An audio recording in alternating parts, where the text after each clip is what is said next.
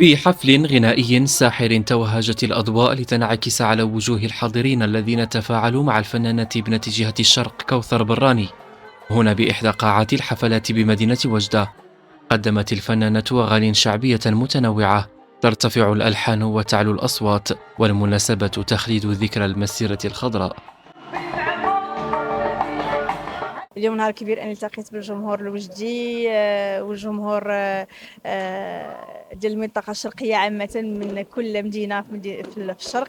أكيد فرحت بزاف بتواجدي اليوم، فرحت بالناس اللي جاو. الجماهير التي حاجت إلى هذا الفضاء كانت لها فرصة الاستمتاع بوصلات غنائية متنوعة.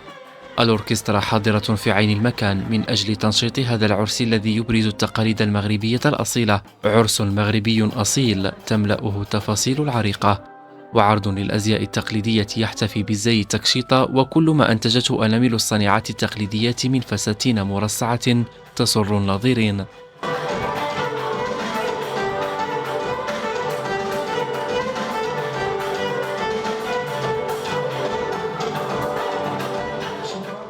شاركنا بان ديفيلي كانت فيه الملابس التقليديه الجديد ديال 2025، حاجات اللي غادي تبان في الصيف ان شاء الله. وبحبنا للوطن ديالنا ولبلادنا خلاتنا اننا نبينوا هذا دابا، مع العلم ان ما كناش غنبينوا حتى حاجه، كنا غنخليو لباسي حتى دخول السنه ان شاء الله عاد نبينوهم. مي بصح هذا النهار كبير عندنا بزاف وعند المغاربه، وهاد المناسبه هذه شي حاجه اللي كبيره بزاف. احسن حاجه كنبغيو نقدموها في هذا النهار اللباس والقفطان المغربي تاع المغرب والاعراس او الاعراس المغربيه والحفلات المغربيه بصفه عامه، يعني مغربيه 100% ما فيهاش شك. كاين تفاعل كبير مع الجمهور، الناس اللي حضروا معنا كنشكرهم حتى هما جزيل الشكر، واللي ثقوا فينا وجاوا عندنا صراحه. انا سعيد بهذا الحضور ديالهم وسعيد بهذا الحفل اللي ندار.